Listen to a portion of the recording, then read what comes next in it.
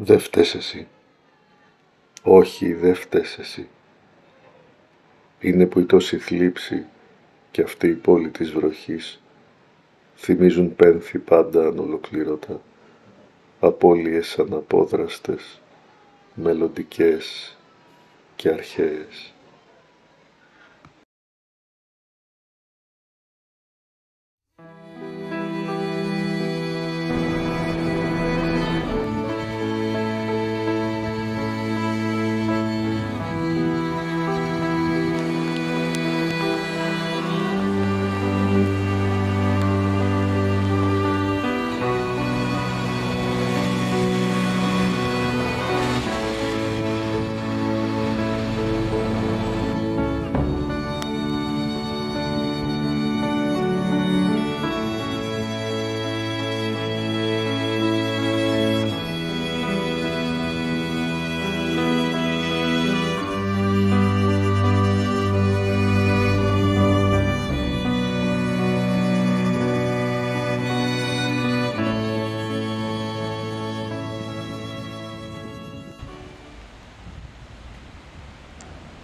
Μυρίζει αλλιώτικα το χώμα εδώ όταν βρέχει.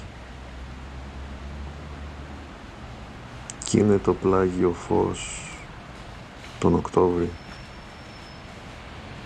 Λιγοστό. Κρύβεται νωρίς.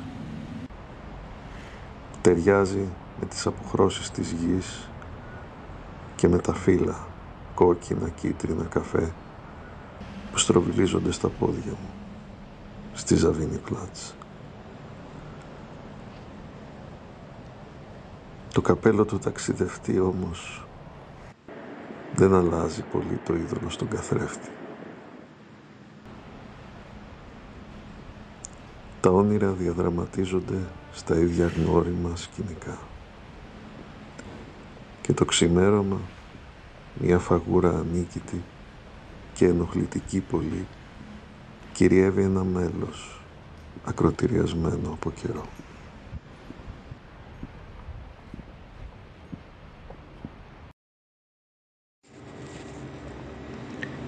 Επιστρέφοντας λοιπόν στο Βερολίνο, με το πρόσχημα κάποιων ρεπορτάζ, κάποιων φωτογραφίσεων που θέλω να κάνω και που εγώ πρότεινα στο διευθυντή μου, να φωτογραφίσω κάποια από τα εμβληματικά μνημεία της πόλης, αυτά που έχουν να κάνουν με το Δεύτερο Παγκόσμιο Πόλεμο, με τον ναζισμό. Ο πραγματικός λόγος όμως είναι ότι ήθελα εγώ να επιστρέψω στην πόλη για άλλη μια φορά. Την πρώτη μετά το διάστημα της πανδημίας. Ίσως θα πρέπει σε αυτό να προσθέσω και κάνα 2 χρόνια ακόμα. Ναι, έχω αρκετά χρόνια να επισκεφτώ το Βερολίνο. Να δω τι άλλαξε στην πόλη την ίδια και τι έχει αλλάξει στον τρόπο που εγώ τη βλέπω.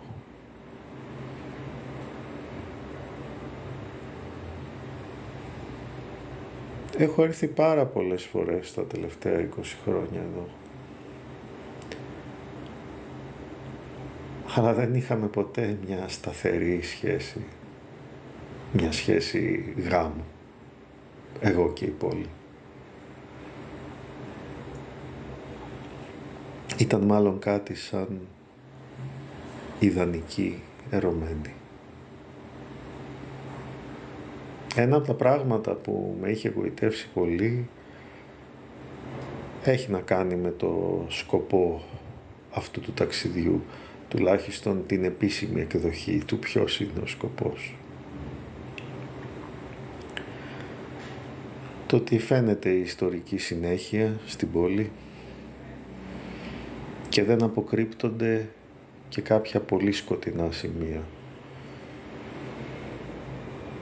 Μ' είχε εντυπωσιάσει, λέω για δες, τους ενδιαφέρει το σκοτεινό τους κομμάτι. Προσπαθούν να το καταλάβουν. Δεν το κρύβουν κάτω από το χαλί. Και έτσι είχα αισθανθεί ότι ίσως η πόλη να μπορούσε να με βοηθήσει να σηκώσω και να καταλάβω και τα δικά μου σκοτάδια, όποια και αν είναι αυτά. Όμως, όπως είπα, η πόλη έμεινε πάντα η ιδανική, εξειδανικευμένη, ερωμένη. Δεν έμαθα ποτέ πως είναι να ζω στα αλήθεια εδώ.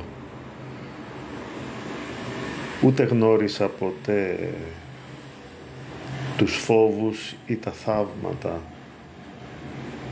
που φαντάζομαι θα κρύβει στο σκοτεινό της υπογάστριο.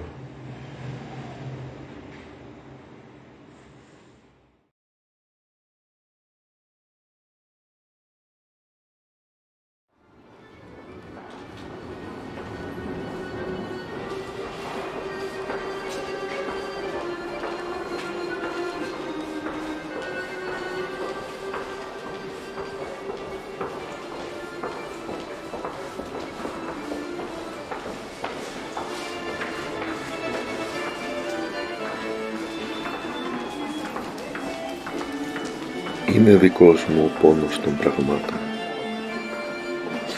και ο πόνος ζώου και ανθρώπου είναι δικός μου. Του θύματος η απόγνωση και ο τρόμος, του θήτη η παγωμένη απελπισία, του γέρου που γυρνά μόνος το βράδυ στο αδιανού σπιτιού την ησυχία,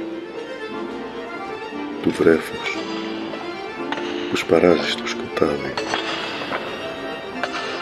σαν μόνο του το ρίξαν σε ένα χάος που δεν μπορεί να πει ή να καταλάβει.